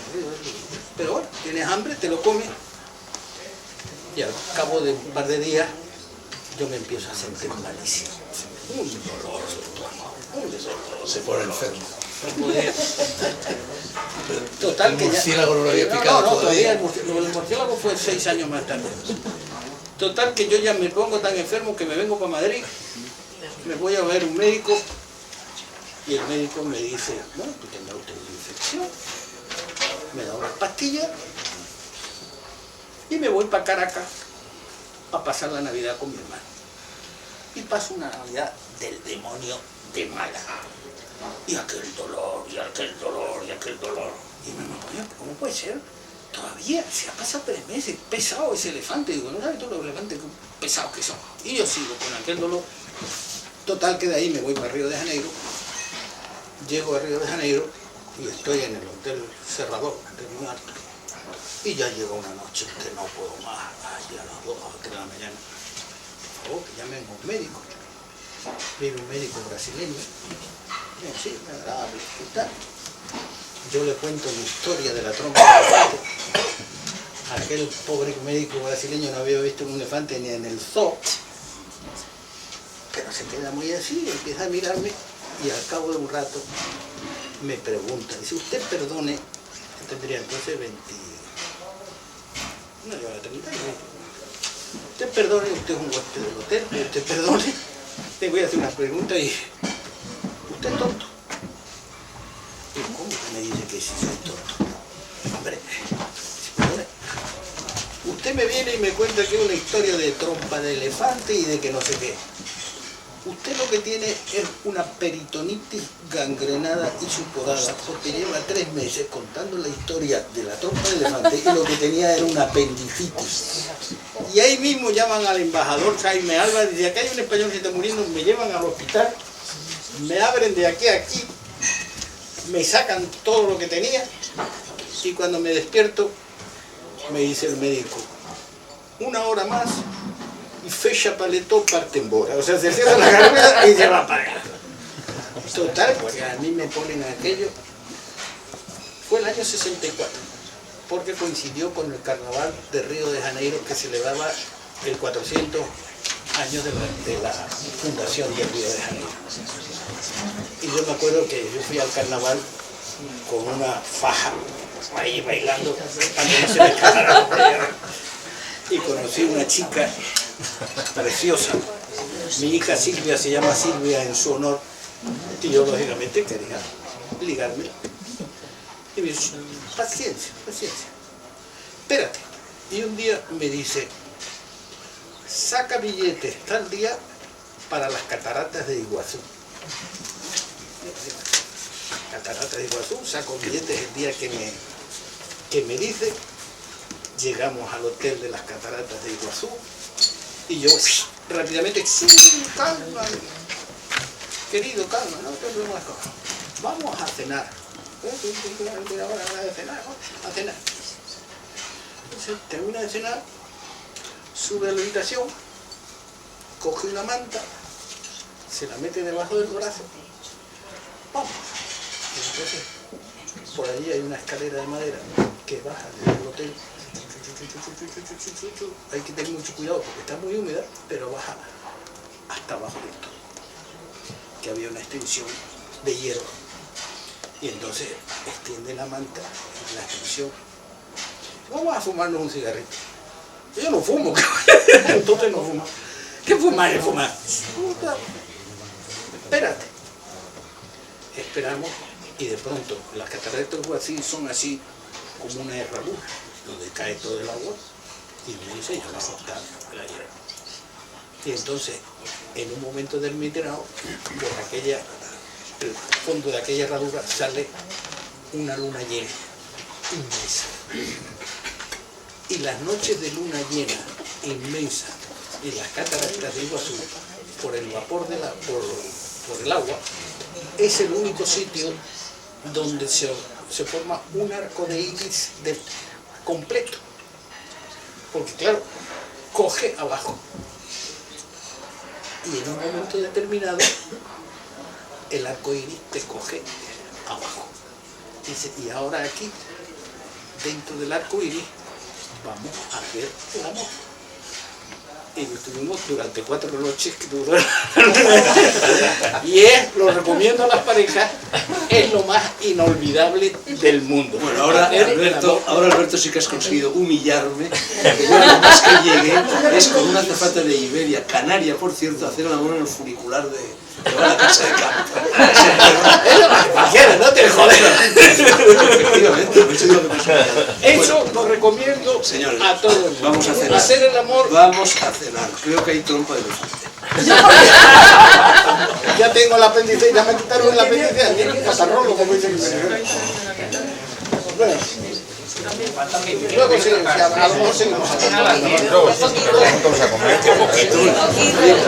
A ver, que llevamos más de hora y media. Vamos a cenar a las 10. ¿Y eso? Pero no cenábamos siempre antes. ¿Que vamos a cenar a las 10? Bueno, Eso para mí es la hora de desayunar. el que tenga hambre que lo diga, bueno. Pues si queréis, pues seguimos. Entonces, a ver si alguien quiere saber algo. A ver, un señor allí. En la última parte que hemos estado aquí nos has contado pues que está rodeado de ingenieros, de científicos, que te visitan embajadores o banqueros y tal. Y a mí me gustaría preguntar... Eso me arruina mucho, te advierto, ¿eh? No es buen negocio, porque luego nos sueltan un duro de verdad. Por eso yo quería preguntarte qué queda todavía de la parte esta de Alberto, que viajaba en un barco, o que escribía para viajar, o viajaba para escribir, o ninguna de las dos que has contado, ¿no? ¿Todavía queda esa parte o ya, digamos que...? Mira, en la vida, y cuando te haces viejo, yo, como acabamos de decir, yo tengo 77 años, lógicamente ni puedo seguir a un elefante durante 2 semanas, ni puedo recorrer el desierto, ni puedo hacer muchas cosas. Ni puedes tirarte a una brasileña contra la... Es un momento, ¿eh? Ahí no es, de eso no hay mención nada. 4 noches seguidas. Hombre, 4 noches seguidas. Con una más que ardes. Bueno, las 4 noches las está haciendo, pues. Seguro tiene muchos hijos. Lo que quiero decir es que la vida de la aventura tiene muchas facetas. Esta es una faceta que a mí a veces me apasiona más, incluso, que perseguir el elefante, o que incluso hacer el amor con la señora más bella del mundo. Porque eso dura un X tiempo. El hecho de tú pensar que puedes solucionar un problema para millones de personas que están pasando sed, que por ejemplo nosotros podríamos acabar con el problema en Somalia, con todo el problema del hambre y de la eso, y es muy sencillo. Pero que te enfrentes con intereses creados que te hacen sufrir y que te arruinan, pero que eso para ti sea la lucha, hoy en día es muy importante, porque cuando yo soñaba con ser escritor, cuando yo era joven, toda la ilusión de mi vida era ser escritor. Escribir libros, conseguir que la gente me conociera y vendiera libros. Bueno, vas creciendo y un día vendes 500, 300, 100 ejemplares y al día de hoy, y llega un momento en que dices, bueno, he vendido en el mundo 30 millones de ejemplares de mis libros y se han traducido a X idiomas. ¿Y qué? Si a los 20 años me hubiera ocurrido eso, hubiera dicho, oh. Es como cuando creces, si de niño te dicen, es que ahora vas a medir 1,70 m o 1 metro, hay señores que miden 1,90 m, que envidia, o 1,90 m. Sería maravilloso, pero es que vas creciendo poco a poco, eso no vas a estar. Sin embargo, este hecho de decir, yo voy a seguir luchando por esto hasta que me muera y hasta después de que me muera, esa es la aventura. Tan importante como haber estado en una guerra, o en las 9 guerras que haya estado, o haber atravesado el mundo para bucear. Cada momento tiene su aventura. Y luchar por esto es una aventura. que te cuesta una fortuna. Pero bueno, sería ya pedir demasiado, no estar nunca enfermo de nada, tener unos hijos, muchos que tengo, y que no me dan ningún problema y que ninguno me ha salido con ningún problema,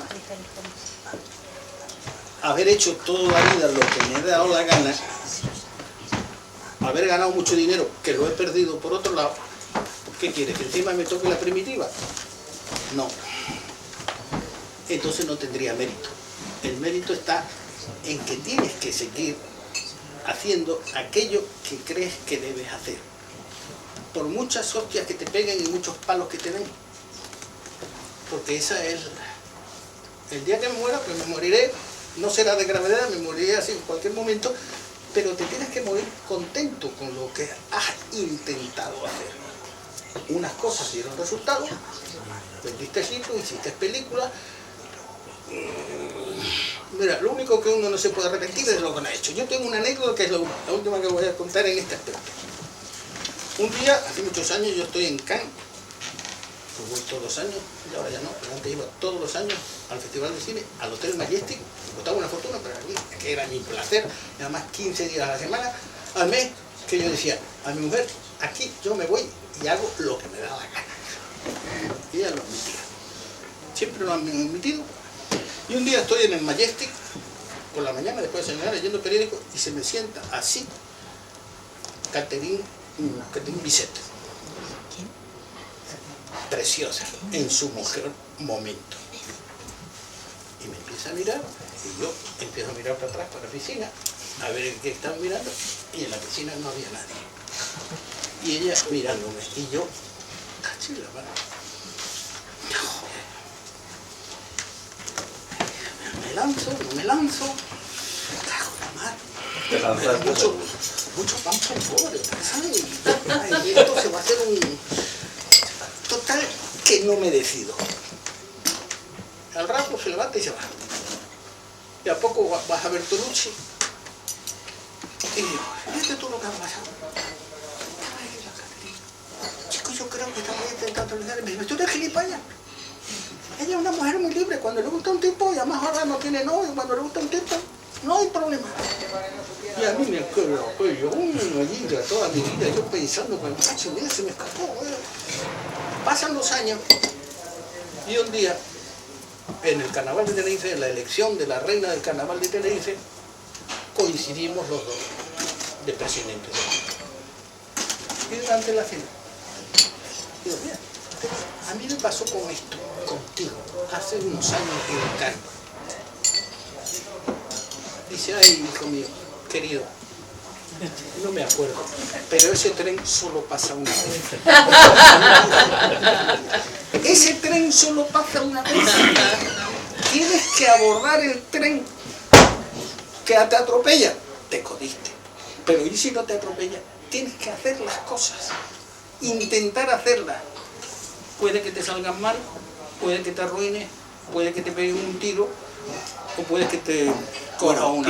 Pues más paralelismos. Yo también me muerdo los puños de rabia porque en el invierno de 1964 yo vivía en la avenida Donostiarra en una situación bastante pintoresca porque estaba en prisión domiciliaria, con dos grises en el rellano de la escalera.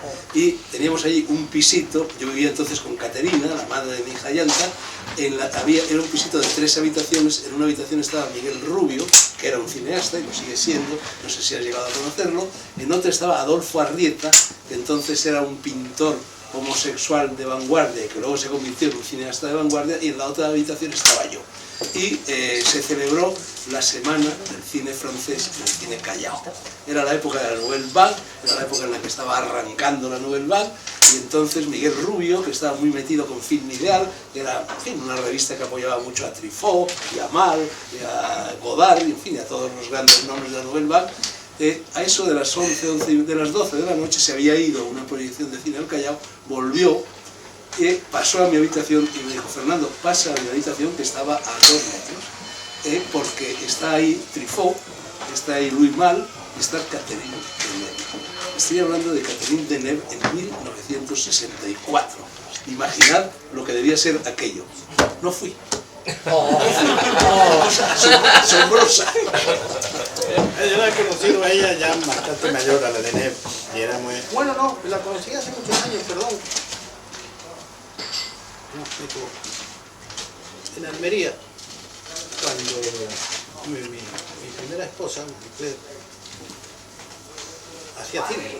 Ella odiaba todo lo que fuera el cine y la moda, y en cuanto nos casamos y en cuanto vino la primera hija lo dejó todo. Pero estábamos en Almería haciendo unas películas y creo que estaba Catherine Deneuve. Y vino entonces Marcelo Mastroianni, que se la dedicaba a todas. Y estaba liado. Aquello era en la zona, me acuerdo, la época de Agua Dulce. Y fue muy curioso porque ahí escribí mi primera novela. Y mi primera novela no está escrita, está hablada. Yo había escrito muchos libros de viajes. Y había escrito el último, que era La Ruta de Orellana. Yo había hecho todo el viaje del Amazonas, o sea, desde el Pacífico, había subido por todos los Andes, luego había bajado y había seguido la ruta de Orellana, había escrito un libro. Y mi hermano, pero yo no escribía novelas, entonces no me decidía. Y mi hermano me dice un día, ¿por qué no te decides a escribir una novela? Había escrito ya, había publicado 12 o 13 o no sé cuántos libros de viajes, de cosas, de tal.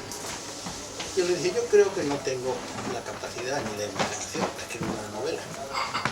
Intenta. Y entonces recuerdo que estábamos en el hotel Agua Dulce, teníamos allí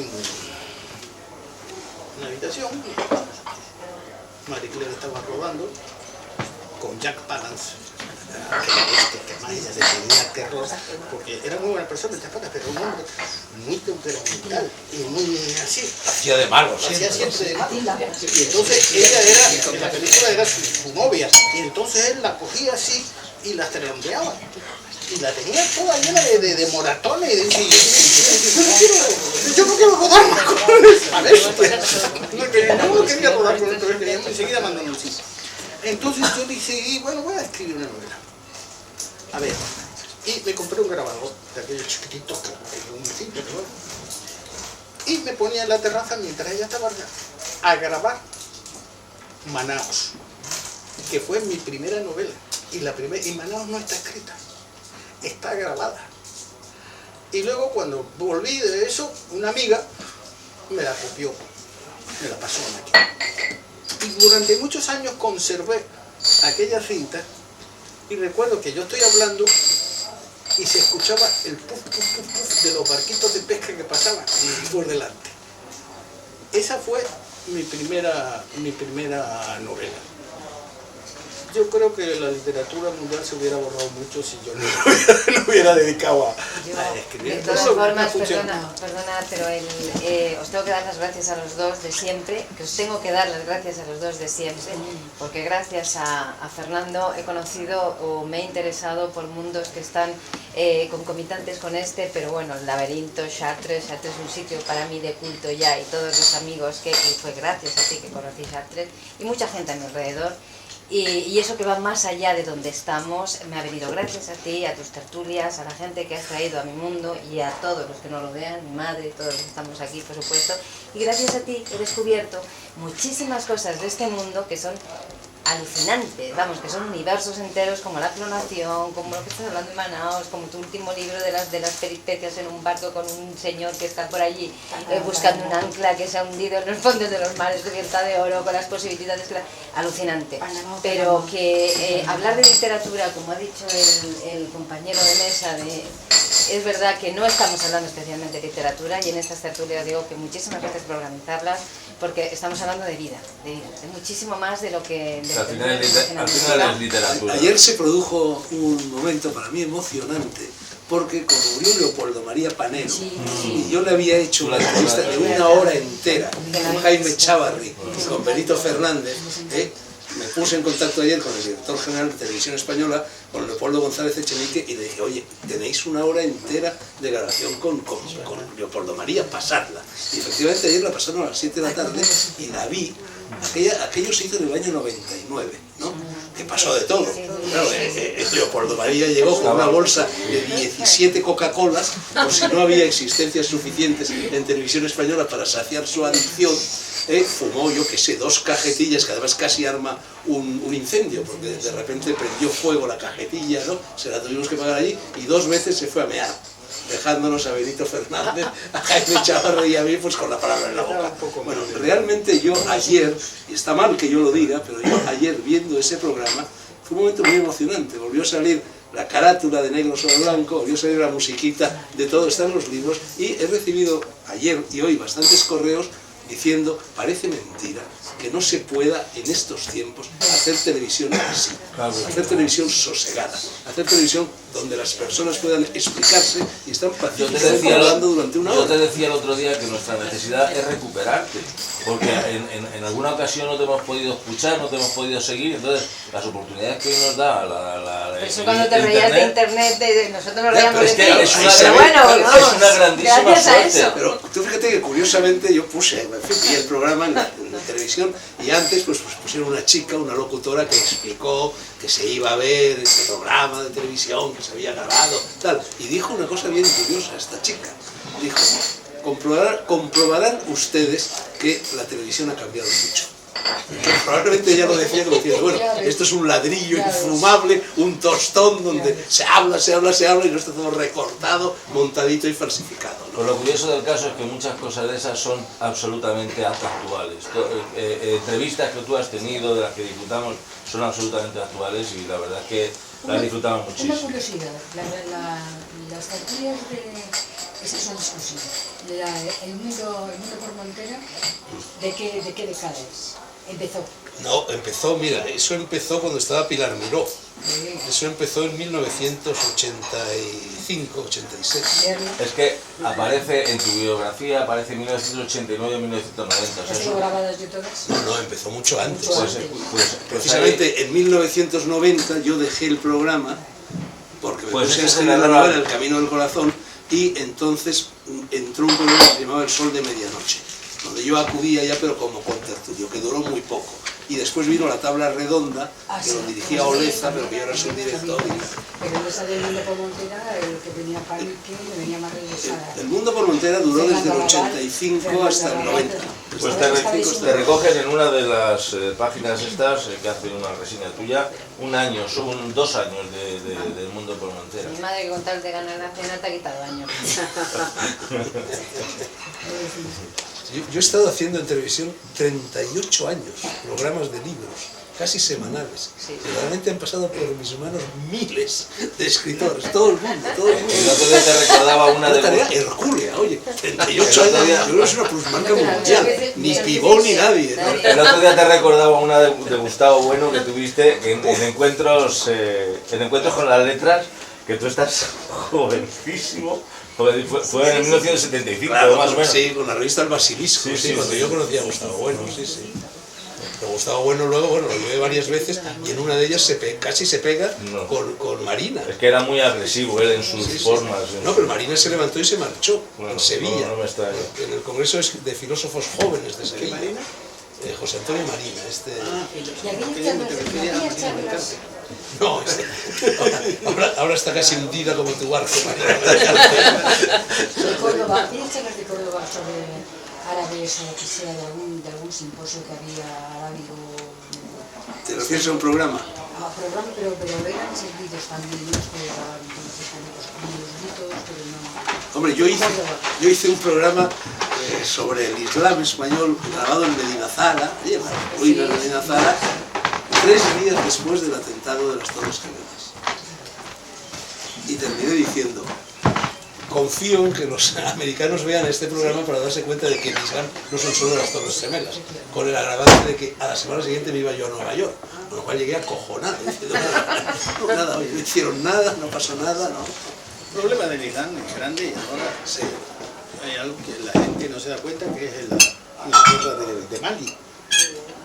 Todo el mundo considera que la guerra de Mali esto es una cosa que no tiene mayor importancia, pero nadie se fija en una cuestión cultural. El Mali está en el centro del desierto, además el desierto es más duro del mundo. Pero si los fundamentalistas islámicos consiguen lo que quieren, que es crear un país fundamentalista en el norte de Mali, están exactamente a 25 kilómetros del 50% de las reservas de uranio del mundo, al lado de las reservas petroleras y de gas de Argelia, que es de la que nosotros nos nutrimos, al lado del petróleo de Chad y del petróleo de Níger, y del hierro de Mauritania. O sea, que están en un punto estratégico. Y la gente diciendo, total, esa guerra, ¿qué son los tuares? Los tuares ahí no tienen nada que ver. Los tuares que hay ahí son los que trabajaban, eran los mercenarios de Gaddafi, que cuando murió Gaddafi, mataron a Gaddafi, se vinieron ahí, y ahí están organizando, y todos los tuares de todo el resto del mundo, que están en 12 países, están en contra de estos, los consideran traidores, y han mandado matarlos a todos. El que no se vaya de ahí, está condenado. Mali en estos momentos es un escenario crucial para el destino del mundo. Es un país que yo conozco muy bien y efectivamente, como ha dicho Alberto, es el epicentro de todo esto. Y además, por culpa de Alberto Vázquez Figueroa, está pasando lo que está pasando allí. Porque como mataste a Gaddafi, desde la muerte de Gaddafi, todos los fugitivos de Libia y todo aquello se han ido a Mali y están incordiando. Mira, yo tenía una cosa. Yo entrevisté a Gaddafi en el año 68, debe ser así. Fue una de las últimas... Fue cuando lo entrevistó Oriana Falachi, en aquella famosa entrevista, que se enamoró de Gaddafi. O sea, en buen sentido, porque no tengo nada de eso, yo me enamoré de la persona de Gaddafi. A mí, Televisión Española me mandó al Chad, era la guerra, estaba la guerra del Chad. Entonces me mandó al Chad y por un lado fueron mi cámara, Michel Vivín, Tacho de la Calle, que era el ayudante, y era la primera guerra de Jesús González Gris, que venía de ayudante mío. Pero me dijeron, antes, vete tú vía Roma, vete a Trípoli, contrata allí un equipo, e entrevista a un coronel, un teniente, que acaba de dar un golpe de Estado que se llama Gaddafi, hazle una entrevista. Entonces yo fui a entrevistar a Gaddafi, y a este hombre me fascinó. Su personalidad. Todo el mundo fascinaba, tenía por visto un encanto especialísimo. Era extraordinario. Yo fui gadafista durante muchos años hasta que me di cuenta de lo que... Y recuerdo que de ahí yo continué hasta el Chad. Fue mi penúltima guerra y fue la más difícil que he vivido en mi vida. Era una guerra con un calor y además el pobre Jesús González Green, que era su primera guerra, me decía, pero esto siempre es así. Esto es lo peor que yo he vivido nunca. Un día allí nadie sabía quién estaba de un lado ni quién estaba de otro, ni por qué te pegaban los tiros. Aquello era verdaderamente horrible. Y un día un mercenario que yo conocía anteriormente me dice, mira, si quieres la prueba de que el gobierno francés está participando aquí, en el cementerio de Fort-Lamy, ahora no sé cómo se llama, la capital, no tengo otro nombre, pero todavía seguía en Fort-Lamy, están los cadáveres de 6 o 7, no recuerdo que eran, paracaidistas franceses. Están esperando a que los vengan a recoger. Ahí tienes la prueba. Entonces nos fuimos. Tacho, que lo verás bien, Tacho de Montaña. Tacho, que era jovencito, pero Michel Vivín, Jesús y yo al cementerio. Era un monito así, había un monito amarillo y en el centro había una especie de casa. Vamos a mirar. Saltamos la tapia, nos insoportable, y entonces empezamos a buscar en el poblado de al lado quién era el encargado que tenía las llaves del cementerio. El indígena aquel no quería, dice, si nos descubren nos fusilan a todos, total que le soltamos dinero, conseguimos las llaves y entramos. Parecía más o menos así. Y había unas burras de estas, y estaban allí unas 7 ataúdes, 2 se habían reventado, porque claro, llevaban con aquel calor horroroso, les habían puesto carbón para que aspirara, pero se habían reventado, todo el suelo estaba lleno de, perdón, lo voy a imaginar, de un fluido, y el olor era espantoso. Entonces, recuerdo que entrábamos, grabábamos y teníamos que salir a devolver. Aquello era espantoso, pero era un teniente, sargento y el resto eran paracaidistas y estaban como allí marcados. Lo grabamos todo y en ese momento estalló una especie de golpe de estado en Guinea-Conakry, que luego resultó que no era nada, pero fue poco. Y Televisión nos manda a irnos a seguir de allí hasta Guinea-Conakry. Y yo cogí a Jesús, claro, aquel documental que habíamos rodado era la prueba evidente de que Francia, la prueba evidente que Francia intervenía directamente en la guerra del Chad. Mando a Jesús González Green de regreso a Madrid con todo el material y nosotros, Tacho y yo, nos vamos a Guinea-Conakry. Entonces era muy comunista. Total que cuando regresamos, nosotros llegamos felices que habíamos conseguido una exclusiva mundial. Pero resulta que la Dirección de Televisión Española consideró que si emitía ese documental iban a tener problemas diplomáticos con Francia y decidieron no emitirlo.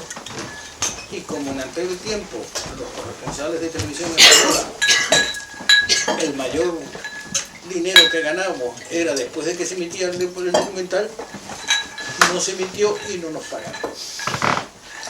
O sea que nos jugamos la vida para nada. Y fue entonces cuando mi mujer, que ya estaba harta de que yo anduviera por ahí, que no sabía cuándo me iban a matar y cuándo no, me dijo, mira, vamos a dejar todo esto no es futuro y yo quiero tener hijos. Y de ahí emigramos para... Y ese día decidí no trabajar más en televisión, ya solo estuve luego en Bolivia y nos fuimos y emigramos a Venezuela. Y bendita fue la hora, porque